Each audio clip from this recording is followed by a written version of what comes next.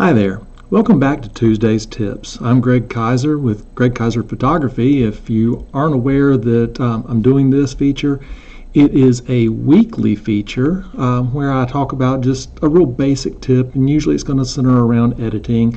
Lightroom is my preferred platform to do edits. So I want to invite you to like this video, subscribe to my channel, because as I do these, hopefully they will continue to get better and better, and they should give you some insight into different ways that you can do some creative editing with your own photos. Today what we're going to talk about is something just very simple. It's going to be cropping the pictures, and I don't mean taking a big huge wide angle vista and then cropping out the one detail that you like about that.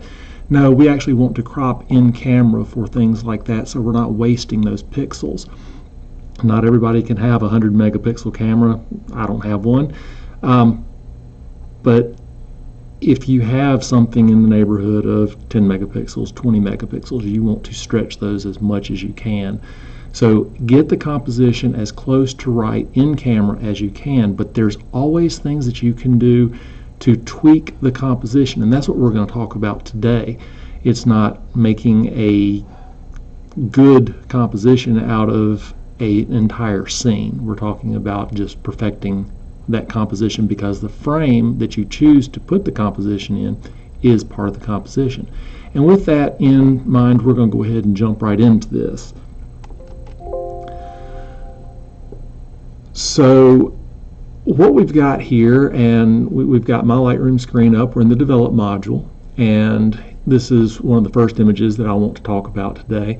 My camera is full frame, as most of yours probably are. Micro Four Thirds, different manner as far as the aspect ratio, and by aspect ratio I'm talking about this 3:2 crop, which turns out to make a really nice 4:6 picture, which is what everybody is usually used to. But it's one of the standard aspect ratios of photographs. And when I framed this, I was looking at it through the viewfinder of the camera and the LCD during image review, and this is the composition that I came up with. As you go in here under the histogram to this little weird symbol right here, this is the crop tool within Lightroom, and it's going to bring up some other tools that are interesting. Like I said, this is as the picture was taken. The edit has been done on it, but the composition is the same as I shot in camera. This is what I was looking at. I do have the rule of thirds grid overlay on the LCD, although I didn't really go completely by the rule of thirds on this image. Yeah, the wheel is on that lower right third, but I wasn't as concerned with placing things within the rule of third, because there's a lot of other options as far as compositions in photographs, and that's part of what this tool will allow you to see. When you have this view up, when you're in the crop tool, if you hit the O on your keyboard, it's going to go through different crop options.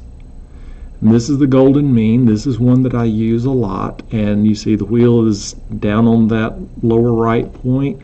What you want to do is get an intersecting point right here by a point of interest in your picture.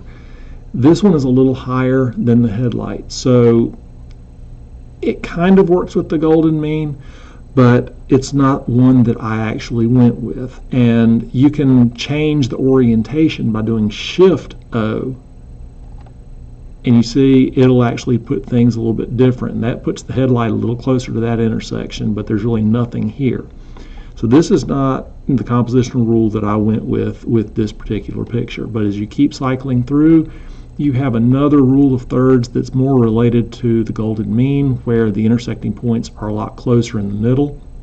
That's a nice one to use when you're wanting to centralize a subject. This is one that I really like. This is the golden spiral, and it's based on the golden mean and Fibonacci squared and all that stuff. Or, yeah, well, we won't get into a math lesson there, but the idea is you want points of interest kind of along this sweeping line here. You want a main point of interest here, and again, Shift O, you can move this thing around within the picture, and you can find where things kind of work out. And this I like because this hood line and the headlight run along this line, and then you've got this area right here that's going to be a focal point. Again, the wheel was in the lower right third to begin with. So that just shows you kind of within the crop tool what you can do to fine-tune your composition and to understand where things might lie with other compositional theories other than the rule of third. But what happens when you have a photo that doesn't quite fit the composition that you really want? You can change the aspect ratio. And I've got some different examples here. We'll go ahead and go with this one right here. Now you can see what the final crop was, and out here in the darker areas, this was the as shot image. And I thought I was going to like it as a 3:2 aspect ratio. When I got it home, there was just too much area that didn't work for the picture. Down here, there's not a lot going on. This turned into a distraction.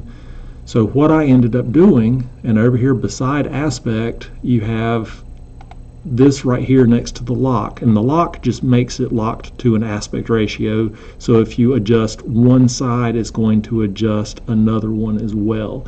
I'll go ahead and demonstrate. If we unlock it, I can bring this in independently, and you see that's the only side that's moving.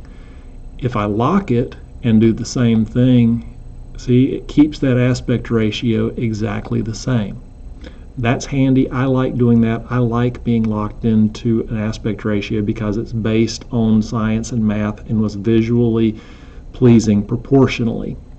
So I do like doing that. But as shot, we've got this. Of course, I've tilted the image a little bit, but you come down here and you have different options. You have a 1:1. So you can move this around and you can try the different things and just see what works, what doesn't, and just keep messing around. I ended up with the 16:9, which is, it's a cheater panorama basically. And it gets you kind of a panoramic feel without actually being a stitched panoramic. But what this did was it eliminated a lot of the stuff here that I didn't need in the picture. And again, we kind of go through and we look and see we're very close to having this mirror down in this part of the Fibonacci spiral. There are other ones. It's right along this line here. We've got an intersection here. The dash is at an intersection here for the rule of thirds. Golden mean, the basic direction of the image is along this diagonal. So it fits in a number of different compositional theories at 16:9 where it didn't in the other ones.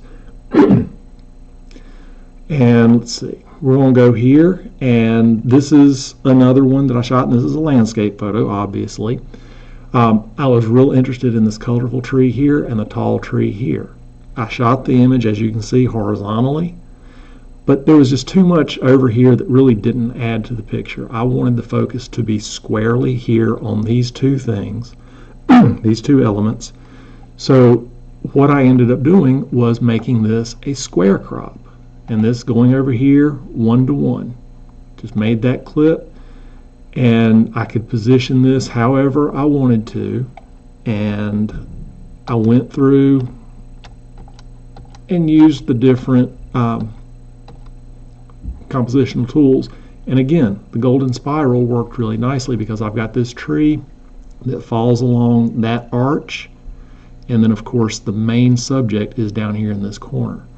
So I was able to compose and then tweak the image to where I needed it based on these little overlays. So it's a very helpful thing when you are working on different compositions with different aspect ratios.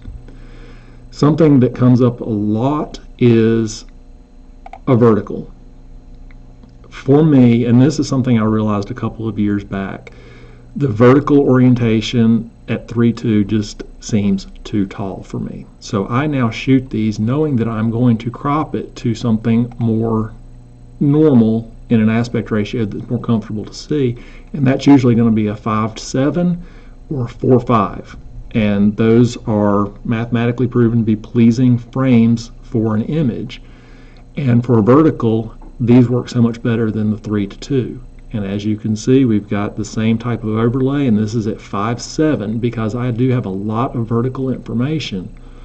But I didn't need this up here at the top, didn't need this down here at the bottom. And you see how it tends to make it a little bit more pleasing to look at when we are able to kind of eliminate that overly tall aspect of the picture.